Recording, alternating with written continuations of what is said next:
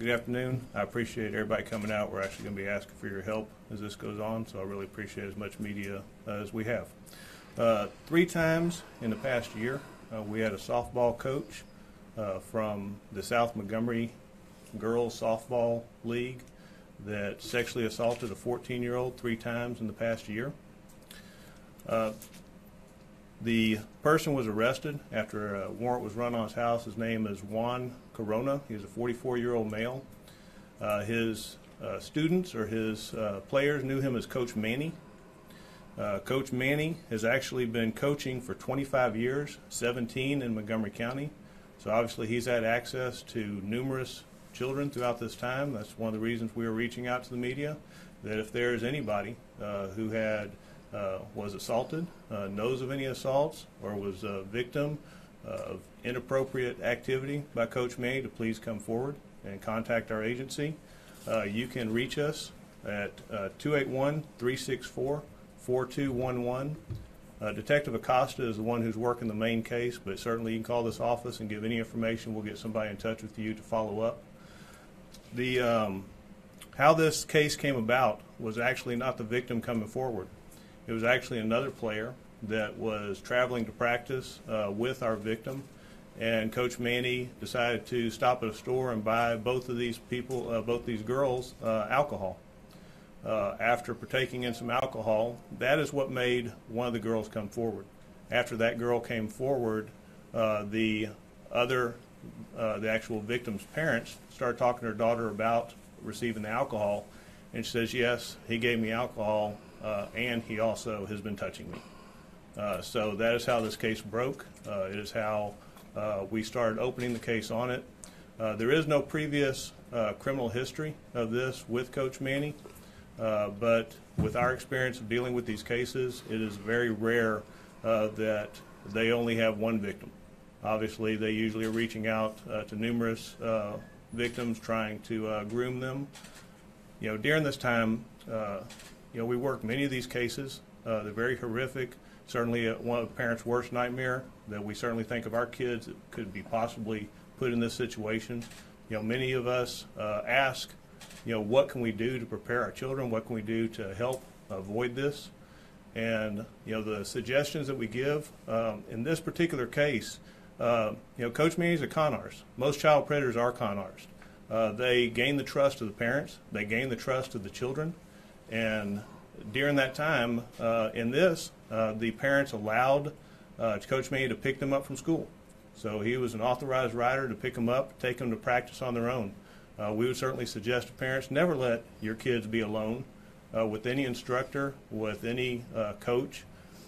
Most organizations, most true organizations that monitor those activities, they don't allow that. They have some type of policy in place that does not allow your child to ever be alone specifically with them. When the victim was with other people, when they're with family, when they're with other things, these things did not happen.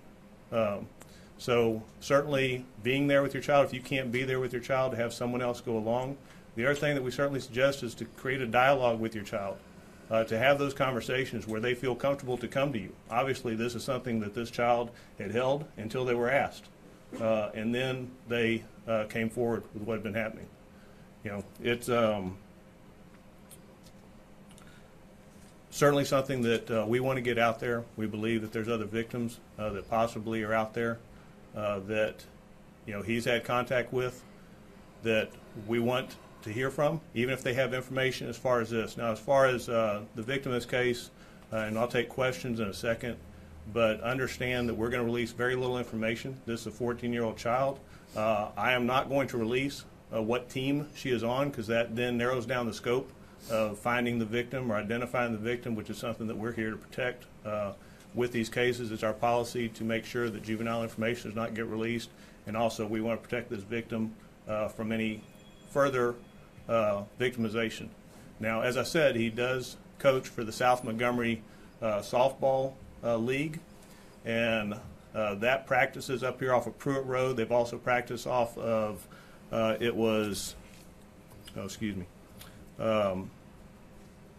off Gene Campbell and Conroe. So out of those 2 locations, it was a traveling team, so they would go to many locations, but that's where they would practice. These particular incidents happened at private practice. He would take players out for private practice, and that is where these sexual assaults occurred within his vehicle at one of the playing fields when he was supposed to be doing private practice for softball. So, as this case progresses, I know that many of y'all already follow us on Facebook and Twitter. If we have any updates, we'll be putting stuff out there, and also any major things we'll put out in future media release. So again, I want to thank all the media for being here to get this information out. In the past cases that we've had very similar to this, y'all have done an amazing job, and we've had other victims come forward, which makes us have solid cases. Right now there are 3 counts against Coach Manny. There's a $100,000 bond for each count, so he's sitting in jail on a $300,000 bond, and each particular count can get up to 20 years for each time, so he can be there for 60 years if convicted. So with that, I will take some questions. Ma'am? Kim Morgan, Woodlands Online. Is Coach Manny a resident of the Woodlands?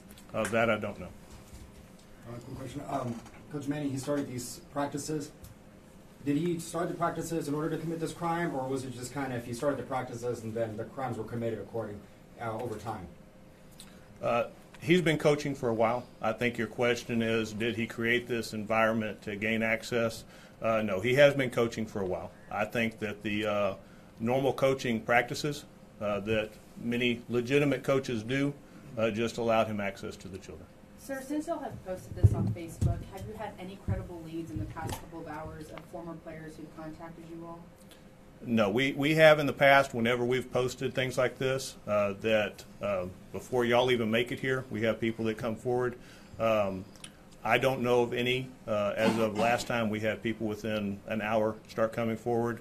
But I also have not contacted Detective Acosta to see if he's received direct any leads, but we've not received any direct to our office. Are there any concerns that since, you know, softball communities are very tight, that some may be worried that there'll be backlash or, you know, just afraid to come forward because of the fact that it is a tight community?